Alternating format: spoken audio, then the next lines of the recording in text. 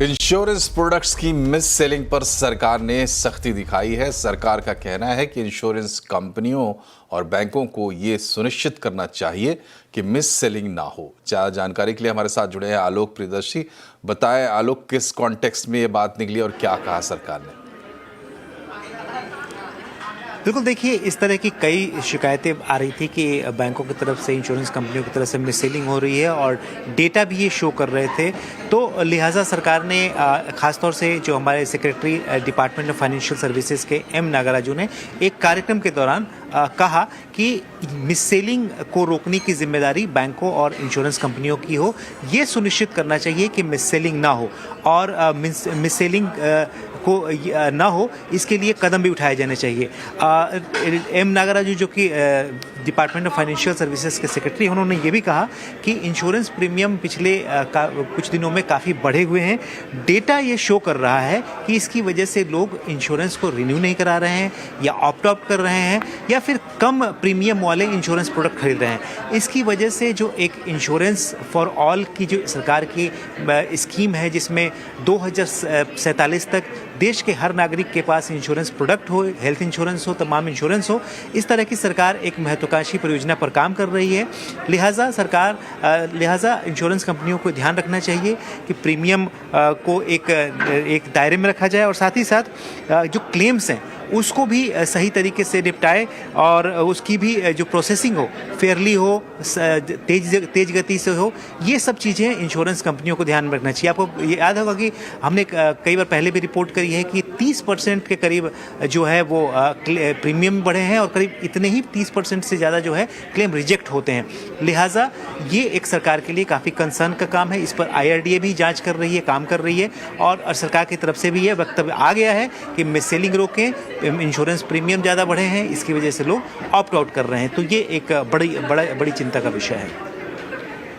और आलोक, आपने खबर दी थी कि शुक्रवार को बैठक होने वाली है जिसमें RBI के रेट कट का फायदा ग्राहक को मिले, ऐसा निर्देश वित्त मंत्री दे सकती हैं। इस बैठक में इसी पर चर्चा होनी थी। क्या निकला, क्या खबर है? बिल्कुल, देखिए, ये एक बड़ा मुद्दा था इस बैठक का, ख़ास तौर से तब जब जो क्रेडिट ग्रोथ है, बैंकों की तरफ से जो लेंडिंग है, उसमें देखा गया है कि एक तिमाही में काफ़ी कमी आई है। लिहाजा जो RBI की तरफ से इंटरेस्ट रेट में कटौती की गई है, रेपो रेट में 50% अभी हाल में कटौती की गई थी, CRR में 100 बेसिस पॉइंट कटौती की गई थी। तो वित्त मंत्री की तरफ से जो हमें सूत्र बता रहे हैं कि कहा गया कि इसका फ़ायदा बैंकों को उठाना चाहिए और ज़्यादा से ज़्यादा कर्ज देना चाहिए, कर्ज देने की रफ्तार भी बढ़ानी चाहिए और पिछले साल के मुकाबले इस साल जो क्रेडिट ग्रोथ होना चाहिए उस पर कैसे बढ़े, बैंकों का फोकस होना चाहिए। साथ ही साथ जो इंटरेस्ट रेट में कमी आई है उसका फ़ायदा ग्राहकों तक कैसे पहुँचे, ये भी बैंकों को ध्यान देना है। कुछ बैंकों ने इसको पास ऑन किया है, कुछ बैंक अभी पास ऑन कर रहे हैं, लेकिन तेज़ गति से ये पास ऑन होना चाहिए और साथ ही साथ हर ग्राहक को, जो कि ग्राहक है जिसने या तो पर्सनल लोन लिया है, कार लोन लिया है, होम लोन लिया है, उसको इसका फ़ायदा कैसे पहुंचे, इसको इंश्योर करना चाहिए। बहुत बहुत शुक्रिया आपका आलोक। और बढ़ते हैं खबरों में आगे, बात करते हैं बाजार की। जुलाई सीरीज का आगाज हुआ है शानदार तरीके से। सेंसेक्स निफ्टी लगातार चौथे दिन बढ़त पर बंद हुए हैं। सेंसेक्स 303 पॉइंट चढ़ा है और निफ्टी में 89 पॉइंट की तेज़ी देखने को मिली है। निफ्टी बैंक रिकॉर्ड ऊंचाई पर बंद हुआ है। मिड कैप, स्मॉल कैप लगातार छठे दिन बढ़त पर बंद हुए हैं। मार्केट की डिटेल बता रही हैं कंचन नौटियाल। हफ्ते का आखिरी कारोबारी दिन और जून सीरीज का भी आखिरी कारोबारी दिन। अगर हम ग्लोबल क्यूज की बात करें तो पॉजिटिव मोमेंटम यहाँ पे भी बना हुआ था। डोमेस्टिक क्यूज काफी स्ट्रांग थे, तो बाजार क्यों ना चले, और वही मोमेंटम आज हमारे मार्केट ने भी दिखाया। निफ्टी में अच्छी खासी तेजी देखने को मिली, बैंक निफ्टी में तो और भी अच्छा खासा इजाफा देखने को मिला। PSU बैंक्स की बात करी जाए तो इन्होंने एक अच्छी खासी तेजी आज के सत्र में दिखाई है। मिड कैप और स्मॉल कैप का जो रुझान है वो भी अपने पॉजिटिव साइड में ही बना हुआ था। Gist of the story, market में अच्छा मोमेंटम था ब्रॉडर साइड में। अब अगर स्टॉक्स स्पेसिफिक एक्शन देखें तो निफ्टी के बढ़ने वाले जियो फाइनेंशियल में करीब करीब 4% की तेजी हमें देखने को मिली है। इंडसइंड बैंक में अच्छे मूव्स देखने को मिले हैं, 3.25% के। एशियन पेंट्स में अच्छी रैली आई है यहाँ पे करीबन 3% की, और अपोलो हॉस्पिटल भी करीब करीब 3% की बढ़त के साथ आज बंद हुआ है। लूजिंग पॉकेट की बात करी जाए तो टाटा कंज्यूमर में हमें करीबन 2.25% के डाउनसाइड देखने को मिला है। डॉक्टर रेड्डीज में भी करीबन 0.25% की कमजोरी रही है। ट्रेंट में 2% और विप्रो आज करीबन 1.25% की कमजोरी के साथ बंद हुआ है। मिड कैप की तरफ नजर डालते हैं। देखिए आईडीबीआई बैंक के क्या शानदार मूव आज देखने को मिले हैं। 6.25% की तेजी। भारतीय एक्सकॉम 5%, सूजलॉ एनर्जी और एचपीसीएल मिड कैप के आज महारथी रहे हैं। अब देखते हैं फिसड्डी कौन रहे हैं। ओबरा रियलिटी यहाँ पे हमें 3.25% की लूजिंग पॉकेट देखने को मिली। इनफैक्ट पूरा रियलिटी पैक ही आज थोड़ा सा दबाव में था। फिनिक्स मिल्स में करीबन 3% की डाउनसाइड, आदित्य बिरला कैपिटल करीबन 3%, और एपीएल अपोलो ट्यूब्स की बात करी जाए तो 2.5% की कमजोरी आज के सत्र में यहाँ देखी गई है। लेकिन अगर हम वैसे देखें तो मार्केट ने एक अच्छी क्लोजिंग आज के सत्र में दिखाई है।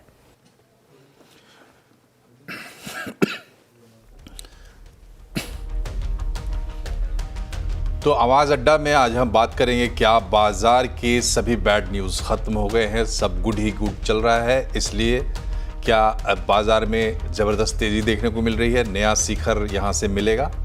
बुल्स का जोश भी पूरी तरह से हाई है, इसलिए आज चर्चा का विषय अब डरना मना है। जरूर जुड़िए।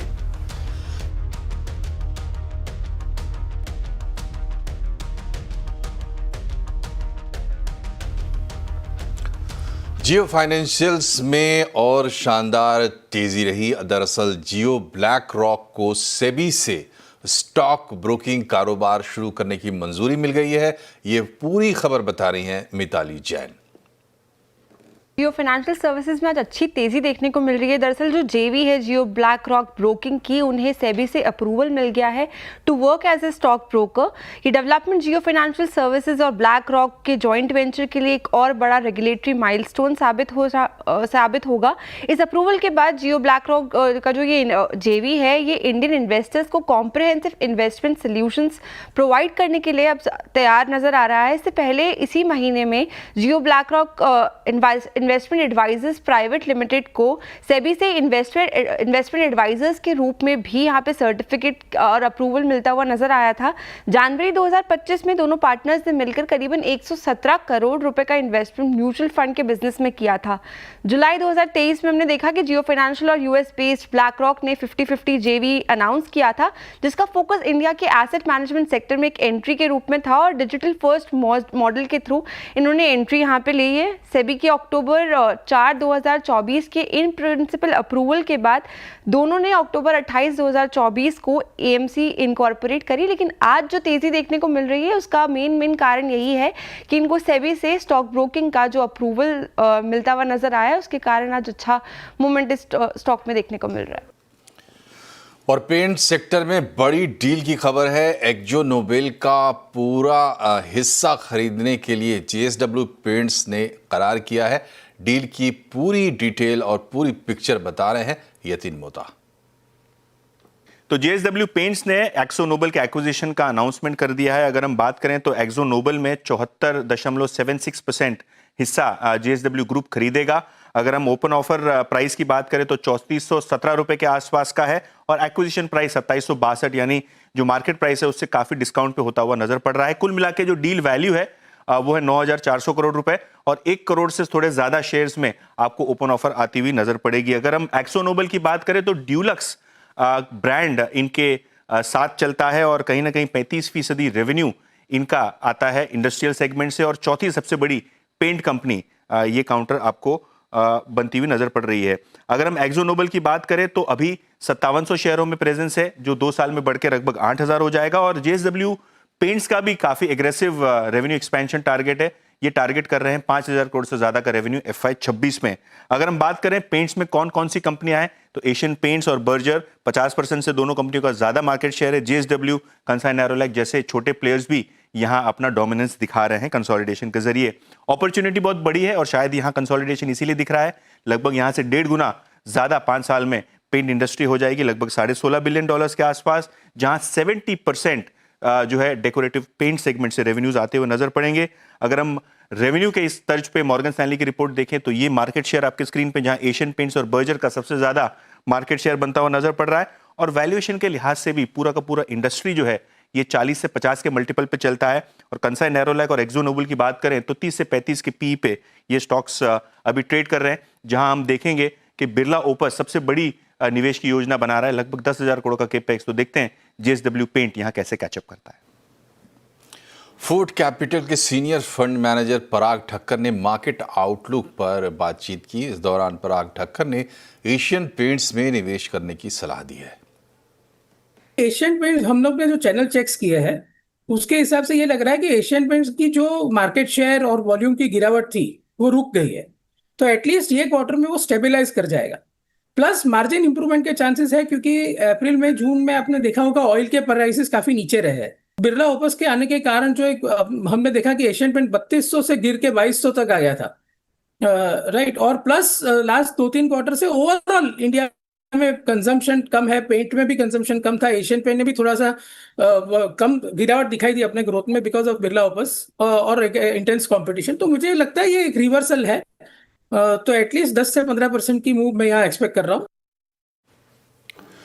इंडसइंड बैंक को जल्द ही नया सीईओ मिल सकता है। सूत्रों से सीएनबीसी टीवी 18 को जो जानकारी मिली है उसके मुताबिक सीईओ बनने की रेस में 3 मजबूत कैंडिडेट्स आगे चल रहे हैं। डिटेल्स बता रही हैं रितु सिंह। अगर एक्सिस बैंक की बात की जाए तो सबसे बड़ा सवाल ये रहा है कि अगला सीईओ कौन बनेगा, कौन है जो बैंक के अकाउंट्स को क्लीन करेगा, इन्वेस्टर कॉन्फिडेंस वापस लाएगा और ग्रोथ के रास्ते पर बैंक को दोबारा ले जाएगा। नाउ हमारे सोर्सेज के मुताबिक 3 क्लियर कंटेंडर्स सामने आए हैं, जिनका नाम है Rajiv Anand from Axis Bank, Anoop Saha from Bajaj Finance और राहुल शुक्ला फ्रॉम एचडीएफसी बैंक। सबसे पहले अगर बात करते हैं राजीव आनंद की, उनके पास 35 इयर्स का एक्सपीरियंस है फाइनेंशियल सर्विसेज में। वो एक्सिस ग्रुप के साथ 2009 से हैं और 2013 से एक्सिस बैंक के बोर्ड पर भी हैं। एंड लास्ट रोल जब वो डेप्यूटी एमडी थे, उन्होंने होलसेल और डिजिटल बैंकिंग फंक्शंस को लीड किया था। अभी हाल ही में उन्होंने अपना रिटायरमेंट भी अनाउंस किया है और अगस्त के पहले वीक में वो एक्सिस बैंक से ऑफिशियली रिटायर हो जाएंगे। एंड अगर उनका नाम सेलेक्ट होता है तो वो इंडसइंड बैंक ज्वाइन करने के लिए भी देयरफॉर अवेलेबल होंगे। इस वजह से वो एक स्ट्रॉन्ग कंटेंडर है जिनके नाम की बात की जा रही है। उसके अलावा अनूप साहा बजाज फाइनेंस के करंटली एमडी है, उनके पास भी करीब 25 साल एक्सपीरियंस है financial services and more than 30 years overall. 14 साल तक वो आईसीआईसीआई बैंक के साथ थे, उसके बाद 2017 से वो बजाज फाइनेंस के साथ हैं और रिसेंटली ही उन्हें एमडी प्रमोट किया गया था। उन्होंने credit card, mortgages, auto loan, structured finance, ये सारे वर्टिकल्स का एक्सपीरियंस उनके पास भी है। राहुल शुक्ला एचडीएफसी बैंक का 30 साल से उनका एक्सपीरियंस है। पहले वो सिटी बैंक में थे और 2018 से वो एचडीएफसी बैंक में है, जहां पे उन्होंने पहले कॉर्पोरेट पोर्टफोलियो संभाला था और अब कमर्शियल और रूरल बैंकिंग के भी हेड हैं। अभी वो बैंक से सबैटिकल पे हैं। तो ये जो 3 नाम है वो बैंक कंसिडर कर रहा है, बट हमारे सोर्सेज के मुताबिक राजीव आनंद और अनूप साहा पर बोर्ड का ज्यादा फोकस है। हमें ये भी पता चला है कि बोर्ड आरबीआई के साथ इनफॉर्मल डिस्कशंस इन नाम को लेकर कर चुका है, लेकिन अब तक उन्होंने ये लिस्ट फॉर्मली आरबीआई को सबमिट नहीं की है। जून 30 रिमेंबर जो डेडलाइन है, उससे पहले आरबीआई ने कहा है बोर्ड नाम सबमिट करे, तो हमने देखेंगे कब ये होता है। जनरली आरबीआई 4 से 8 हफ्ते और इवन लॉन्गर लगाता है बैंक सीईओ नाम अप्रूव करने का, बट गिवन ये एक्सेप्शनल केस है, ये नेम अप्रूवल भी फास्ट ट्रैक किया जा सकता है फ्रॉम आरबीआई। बात करते हैं स्टील सेक्टर की, जहां 2 नई पॉलिसीज जल्दी ही आने वाली हैं। सीएनबीसी आवाज को सूत्रों से मिली एक्सक्लूसिव जानकारी के मुताबिक पॉलिसी का ड्राफ्ट तैयार हो गया है और जल्दी ही कैबिनेट की मंजूरी भी मिल सकती है। डिटेल के लिए चलते हैं लक्ष्मण रॉय के पास। बताएं लक्ष्मण जी, स्टील सेक्टर को लेकर बड़ी खबर है ये। दरअसल मुझे जो सूत्रों से जानकारी मिली है उसके मुताबिक सरकार स्टील सेक्टर के लिए 2 नई पॉलिसी लेकर के आने जा रही है।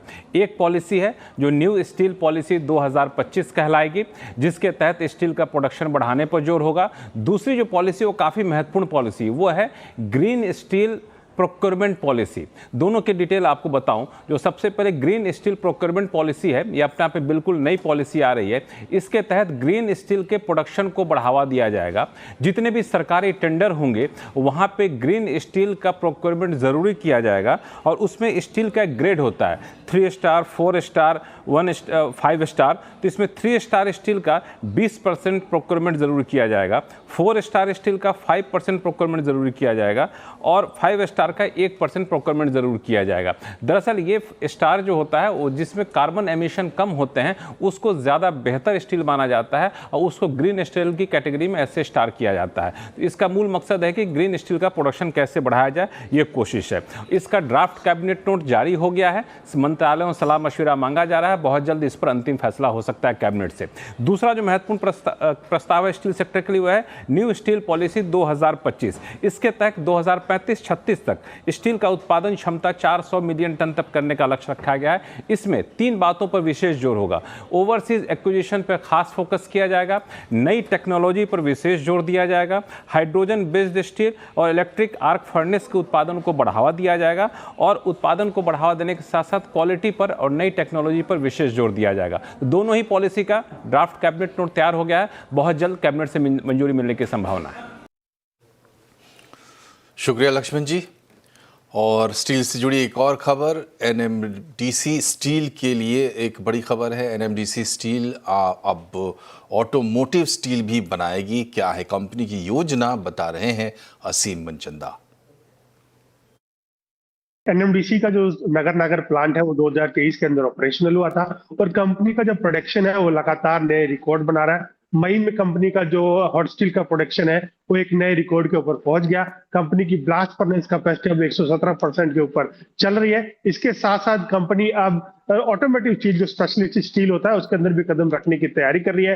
कंपनी ने इसके लिए ऑलरेडी जो अशोक लेलैंड है उसके साथ ट्रायल करने की शुरुआत कर दी है। जो चेसिस का स्टील है उसके लिए ऑलरेडी कंपनी के ट्रायल अशोक लेलैंड के साथ चल रहे हैं। बाकी जो बॉडी है ऑटोमेटिव स्टील की वो बनाने के लिए कंपनी दिसंबर तक बिल्कुल रेडी हो जाएगी। दिसंबर के अंदर ही कंपनी इसकी सप्लाई करने की शुरुआत भी कर देगी। तो इंडिया के अंदर ये चौथी कंपनी होगी जो कि ऑटोमेटिव स्टील बनाएगी, स्पेशलिटी स्टील बनाएगी। तो कंपनी लगातार अपना प्रोडक्शन इंक्रीज कर रही है और कंपनी को यह भी उम्मीद है कि इस जो साल के अंत तक कंपनी का जो 3 मेट्रिक टन स्टील प्रोडक्शन का लक्ष्य है वो भी आसानी से पूरा कर लेगी।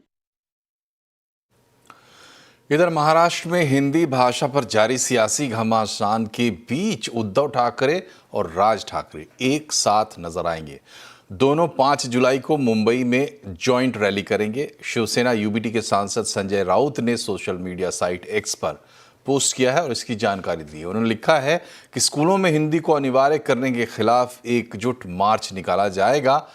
दरअसल 3 भाषा फॉर्मूले के तहत महाराष्ट्र के स्कूलों में पहली कक्षा से हिंदी को लागू किया जा रहा है, जिसका राज ठाकरे विरोध कर रहे हैं और अब उद्धव ठाकरे भी इसके विरोध में मोर्चा उन्होंने खोल दिया है। वहीं इस मामले पर शरद पवार का भी बड़ा बयान आया है। शरद पवार ने साफ कहा है कि हिंदी को अनिवार्य बनाना भी ठीक नहीं है और उसकी अनदेखी भी ठीक नहीं है। या सगळ्यांचा अभ्यास आहे तर प्राथमिक शिक्षणामध्ये हिंदी सक्तीचं करू नये।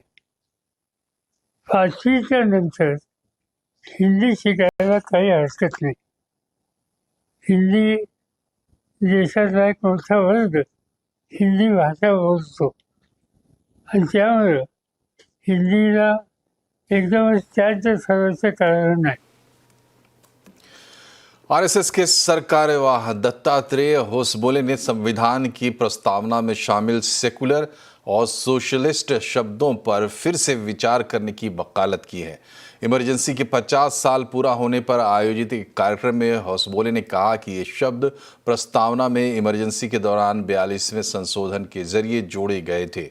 सेकुलर और सोशलिस्ट BR अम्बेडकर के संविधान ड्राफ्ट का हिस्सा नहीं थे। इस पर कांग्रेस ने आरएसएस को संविधान के खिलाफ बताया और कहा कि आरएसएस ने संविधान को कभी स्वीकार नहीं किया।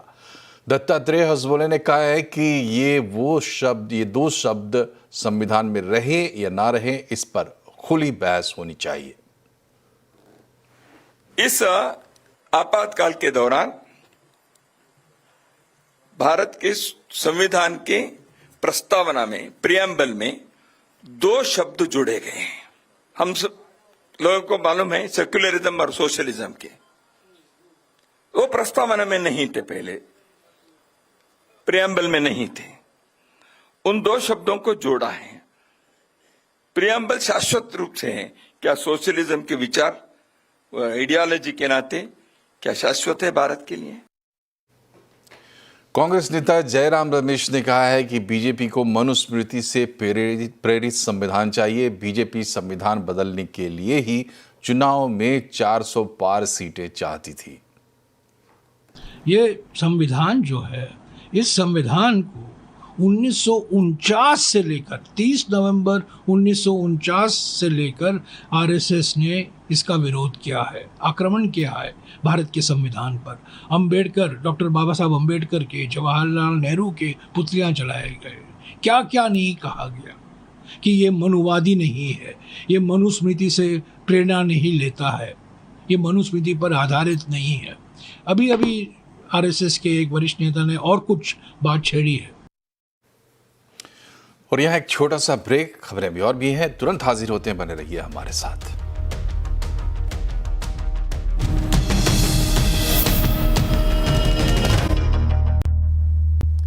ब्रेक के बाद एक बार फिर से आपका स्वागत है। राजधानी दिल्ली में मुख्यमंत्री रेखा गुप्ता ने आज नरेला के सेक्टर A9 में बने नए डीटीसी बस डिपो का उद्घाटन किया।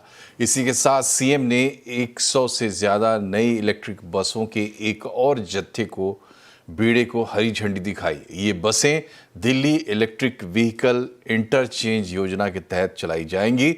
इलेक्ट्रिक बसों का उद्देश्य प्रदूषण को कम करना, यात्रा को आरामदायक बनाना और आखिरी में लास्ट माइल तक कनेक्टिविटी को बेहतर करना है।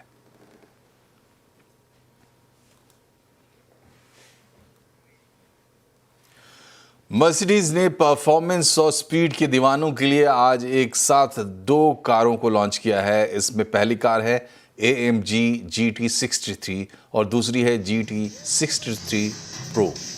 इन कारों की एक्स शोरूम शुरुआती कीमत 3 करोड़ है। ज्यादा डिटेल बता रहे हैं हमारे संवाददाता कुमार संजय।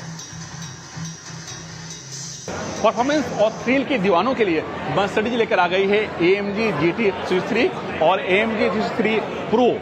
और ये गाड़ी आपके सामने है।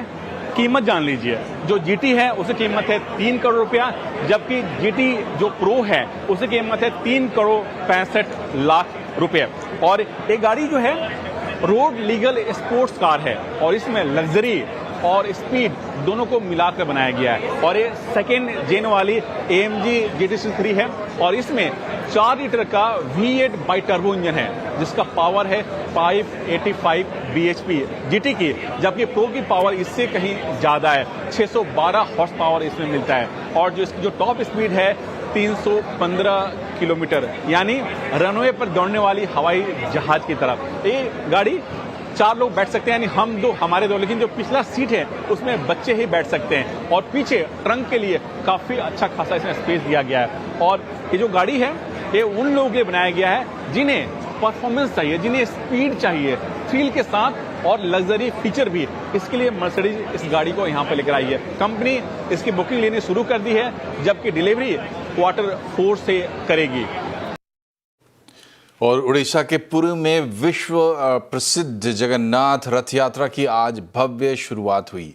सुबह मंगल आरती और विधि विधान से पूजा के बाद भगवान जगन्नाथ को नंदी घोष रथ, देवी सुभद्रा को दपदलन और बलभद्र को तालध्वज रथ पर विराजमान किया गया। दोपहर 3 बजे रथ पर भगवान की विधिवत पूजा हुई और उन्हें भोग लगाया गया। राज परिवार के गजपति दिव्य सिंह देव रथ के आगे सोने के झाड़ू से बुहारा और लगाकर रथ यात्रा की शुरुआत की।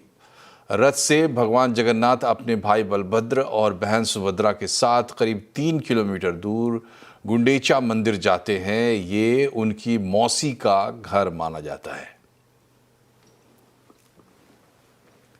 पुरी के अलावा अहमदाबाद में भी भगवान जगन्नाथ की रथ यात्रा निकाली गई। गृहमंत्री अमित शाह ने सुबह 4 बजे मंगल आरती की। इसके बाद मुख्यमंत्री भूपेंद्र पटेल ने पाहिंद विधि करके रथ यात्रा की शुरुआत की। रात करीब 8 बजे भगवान वापस मंदिर लौटेंगे। पुरी, अहमदाबाद समेत देश के कई शहरों में रथ यात्राएं आज निकाली जा रही हैं।